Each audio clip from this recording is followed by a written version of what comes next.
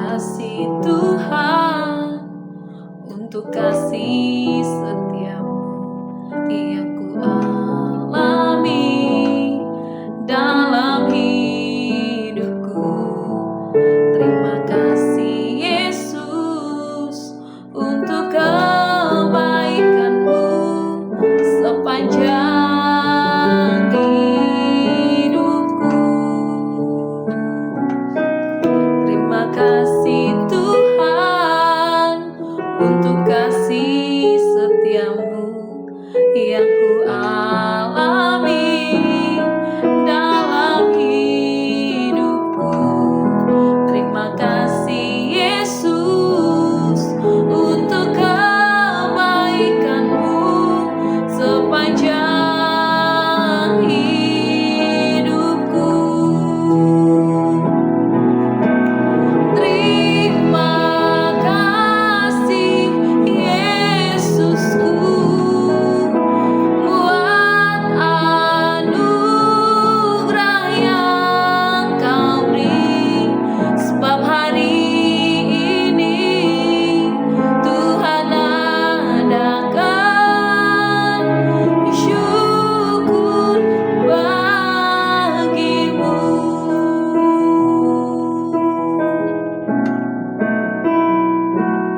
Terima kasih Tuhan untuk kasih setiamu yang ku alami dalam hidupku.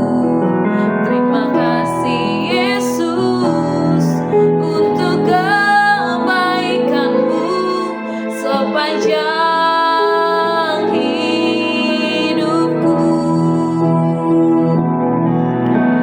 Terima kasih Yesusku buat anugerah yang Kau beri, sebab hari ini Tuhan adakan syukur bagi-Mu.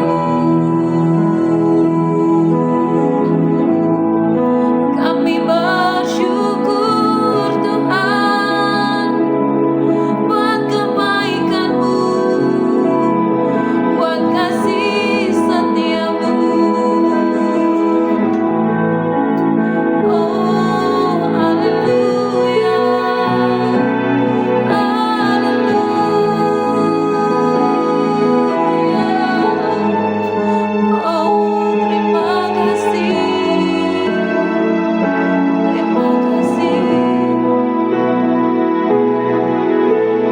Terima kasih Yesusku buat anugerah yang Kau beri, sebab hari ini Tuhan adakan syukur bagi-Mu. Sebab hari ini Tuhan adakan syukur bagi-Mu, syukur bagi-Mu, syukur bagi-Mu, syukur bagi-Mu.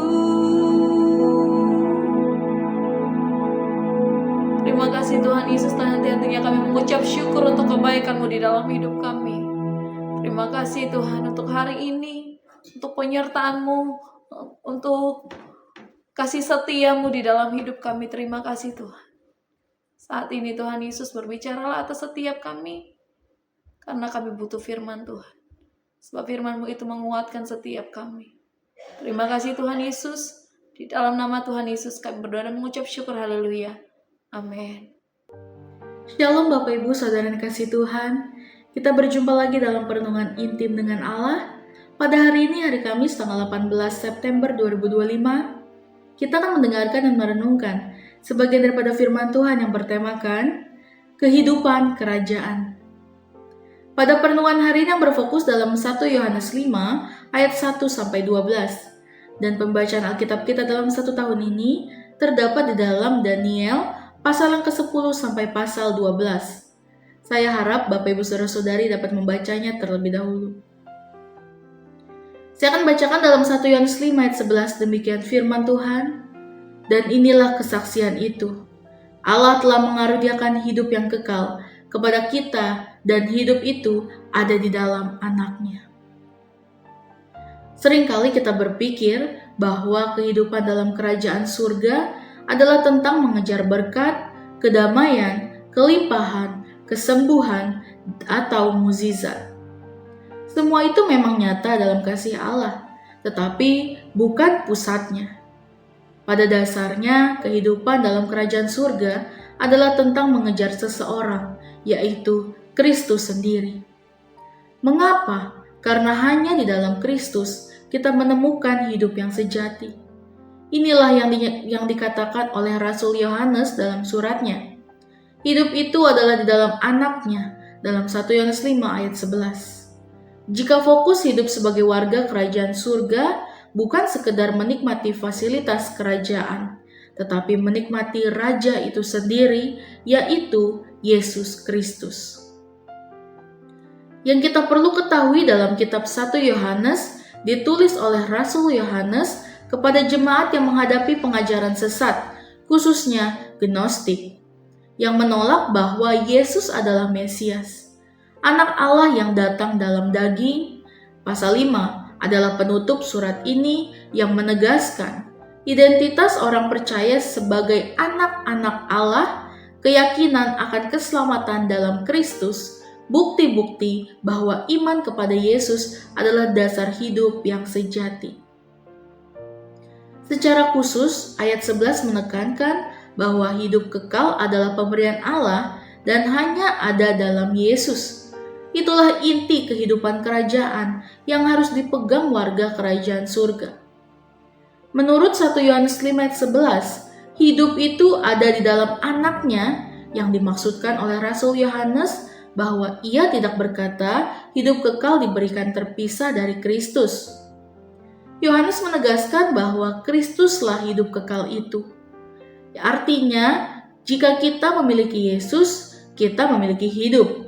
Jika kita tidak memiliki Yesus, kita tidak memiliki hidup, dalam ayat 12. Kehidupan kerajaan adalah kehidupan yang berpusat pada Kristus. Kita tidak dapat hidup sebagai warga kerajaan tanpa melekat pada raja kerajaan itu sendiri. Yohanes 14 ayat 6 mengatakan, "Akulah jalan dan kebenaran dan hidup." Adapun keterkaitan identitas warga kerajaan dengan kehidupan kerajaan berdasarkan 1 Yohanes 5 ayat 1-12. Sebagai berikut bahwa warga kerajaan atau anak-anak Allah memiliki yang pertama, iman kepada Yesus sebagai Mesias dalam ayat yang ke-1. Lalu yang kedua, kasih kepada Allah dan sesama dalam ayat 2 sampai yang ketiga. Yang ketiga, kemenangan atas dunia dalam ayat 4 sampai 5. Lalu yang keempat, kesaksian Roh Kudus tentang kebenaran dalam ayat 6 sampai 10. Lalu yang terakhir, jaminan hidup kekal dalam Kristus, yaitu dalam ayat 11 sampai 12. Dengan demikian, kehidupan kerajaan bukanlah soal aturan atau ritual, melainkan soal hidup dalam relasi yang benar dengan Kristus, Sang Raja. Prinsip-prinsip penting di dalam kehidupan kerajaan surga yang perlu kita ketahui berdasarkan 1 Yohanes 5 sebagai berikut.